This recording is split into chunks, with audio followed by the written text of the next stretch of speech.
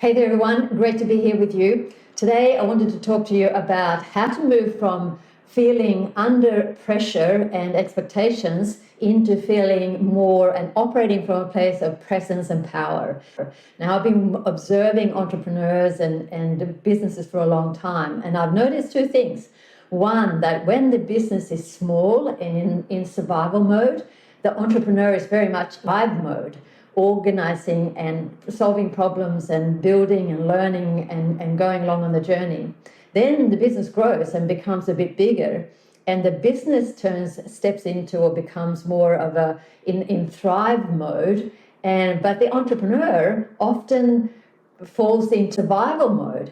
There's more to handle, more people to consider, and it's bigger and there's more going on. Definitely CEOs and entrepreneurs coming to me saying, you know what, Jess, I feel too close to the business. I feel so close to the business that it's hard for me to really know where, am I progressing as fast as I should, or really what's going on. And I feel stressed and I find it's affecting me. Other people say, look, I've got so many people now and they all come to me with their problems, and I want to help them and solve them for them, but it's weighing me down. It's actually affecting me personally, and it's weighing me down. So how do we shift them from feeling that, expectations and pressure to feeling more present and powerful? So I guess from a strategy perspective, when it comes to building ourselves up in this way, the first thing is that seeking of clarity. It's really understanding where we are in the present moment, and get clear on that. And out of that, often I find that people get a lot of energy when you get that initial clarity to go, oh, okay, I get it now. This is where I'm at. The next step is is open up. It's really about seeing and developing our capacity for dealing with change and challenge, and how do we contribute in the way that is congruent with who we are. The third step in this ladder is thrive, which is about giving ourselves permission to thrive. So, and that really is about, how do I step into feeling fully free in what I'm doing, so that I can actually be and operate in the way that is best for me, and as I'm growing my business as well. And then the final step is advance, which is about applying the high performance habits specifically for leaders. So, but today I was going to talk to you about the presence of power. So how do we do that? How do we step into presence of power? Well, it means that there's 6 roles that we need to consider and to take on if we're going to be operating with presence. 3 are internal and 3 are external. The first 3 are internal, and the first one is observer. So being the observer of ourselves, having that high level view of how am I operating in my day from a really high level. That's number 1. Number 2 is the director. Think of yourself as the director of your movie. So for the next 2 weeks, what do you want your movie to look like? How are you directing things around you in a way that actually serves you?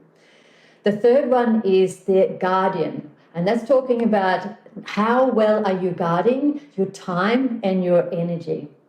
How well are you guarding those 2 things? I mean, time and energy is probably the 2 most precious resources we have as human beings, but definitely as entrepreneurs. So how well are you managing that? So those are the internal roles that we need to consider. The external roles is, the first one is warrior. And I think as entrepreneurs, we're all very good at being warriors. We're fighting for our dream and really building and solving problems and moving forward on our journey with energy and enthusiasm. The second one is lover. So people who are, operating from this really, from this place of presence and power, have this capacity of thinking of others and always having it in mind, like, who can I cheer on today? Who can I cheer on today? It's such a powerful practice, because on your journey, on my journey, I'm going to need other people. So I need to cheer others on, help them on their journey so that they can help me on mine. And then the final one is leader. And of course, as leaders, as true leaders, it's not just about uplifting others, but about uplifting humankind. And hopefully you're doing that through your product or your service that you're offering, that you're uplifting humankind.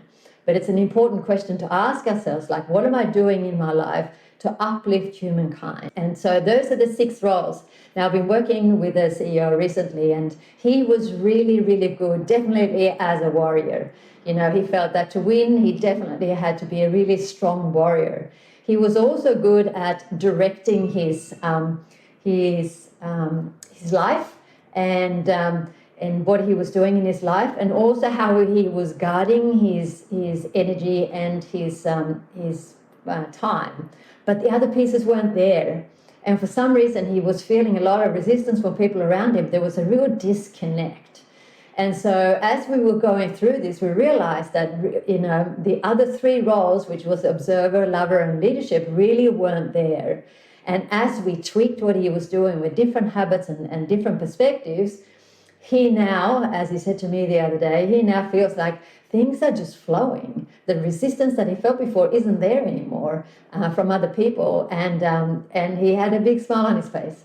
So really think about these 6 roles: observer, director, guardian, warrior, lover, and leadership or leader, and see how you are faring in those areas in your life. Hopefully this has been helpful, and I'll talk to you soon.